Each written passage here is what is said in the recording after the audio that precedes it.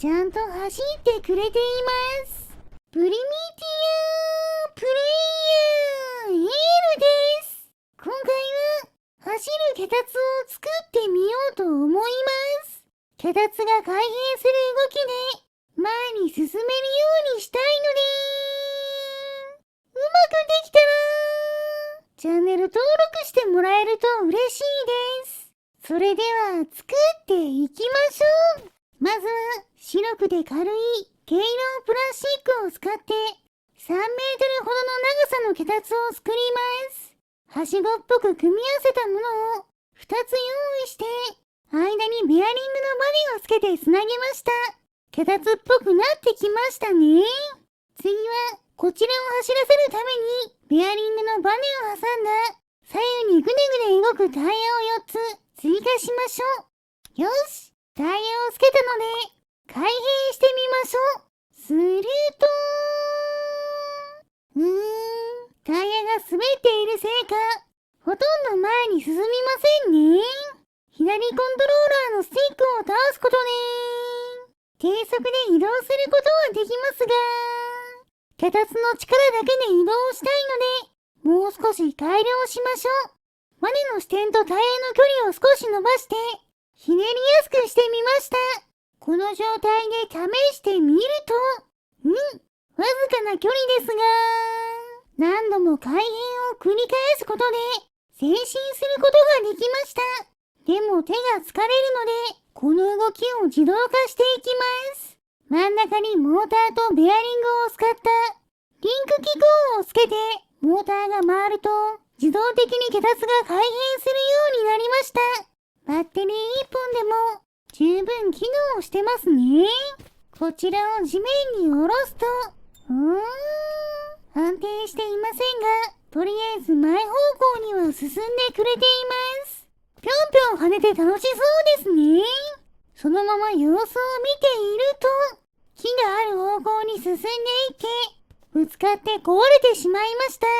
今度は試しにバッテリーを4本に増やしてみるとさらに元気よくなりました。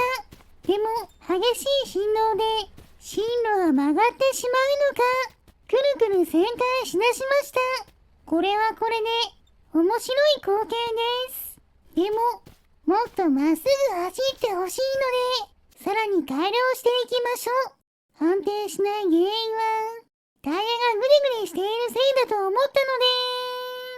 たので4つのタイヤをもっと丈夫なゴムのタイヤに変更しましょう。よし、取り付け終わったので早速動かしてみると先ほどより明らかに安定してまっすぐ進んでいます。タイヤを支えるバネがうまく機能して開閉の動きを前進する推進力に変換してくれているみたいです。でも方向を制御することはできないので勝手にどこかに行って倒れてしまいました。今度はバッテリーを4本にしてみるとなるほど、タイヤを改良する前と同じようにぐるぐる旋回しています。どうやらモーターやバッテリーのおかげで左右の重量に偏りがあるのでまっすぐ進ませることは難しいみたいです。だったらタイヤを二重にすることでさらにがっちり支えられるようにするとどうでしょうか。この構造だとタイヤの幅が邪魔になるのかぴょんぴょん跳ねてうまく動いてくれません。元に戻しましょう。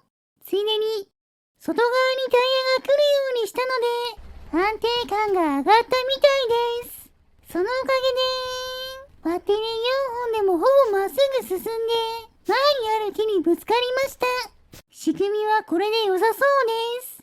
ここから私が乗って操縦できるようにゴム製の操縦席と右手で高速左手で低速でモーターを回せるトリガースイッチを使ったハンドルを取り付けましょう。早速動かすとおっと配線に部品がぶつかってモーターが回りません。配線の位置を調整して干渉しないようにしましょう。もう一度トリガーを引くとトリガーを引いている間だけ動かすことができました。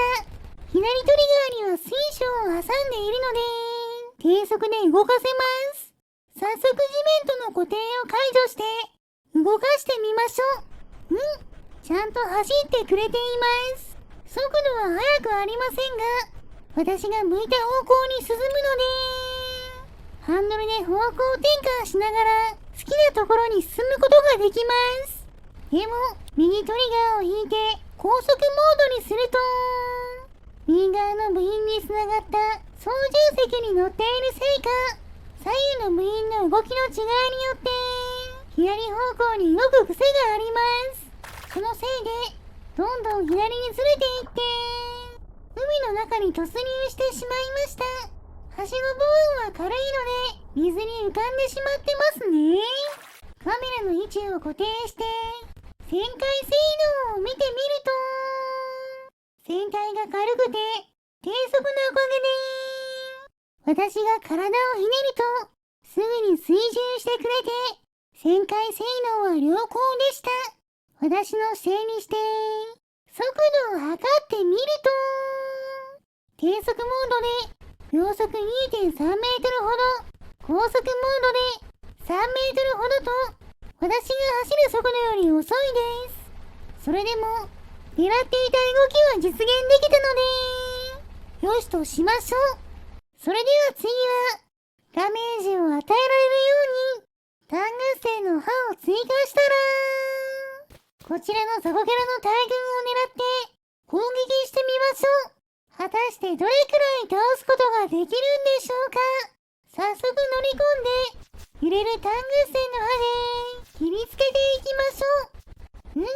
私が方向を制御できるので、順調にザコキャラを破壊することができています。そのままかなりのザコキャラを破壊したところで、おっと、壊れてしまいました。耐久力はないみたいです。ちなみに私の視点だと、こんな感じです。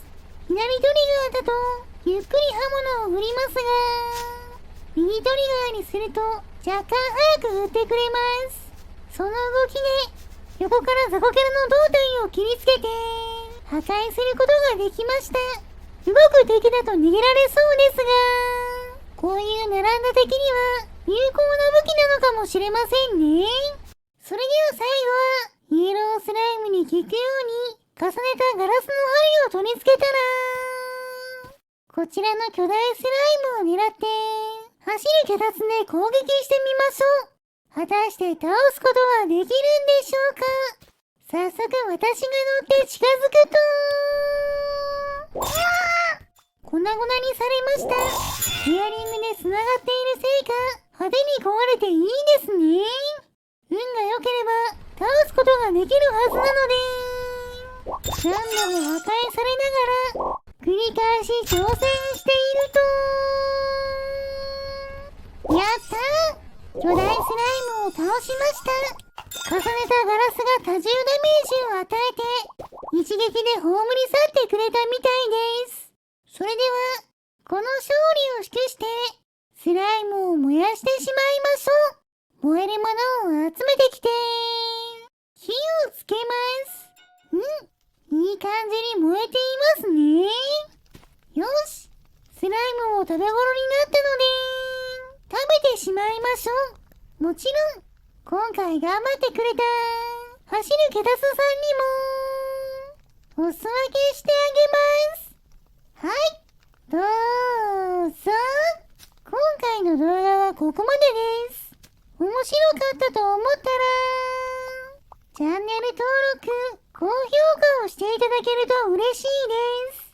リクエストなどコメントもお待ちしていますね。それでは皆さん、まー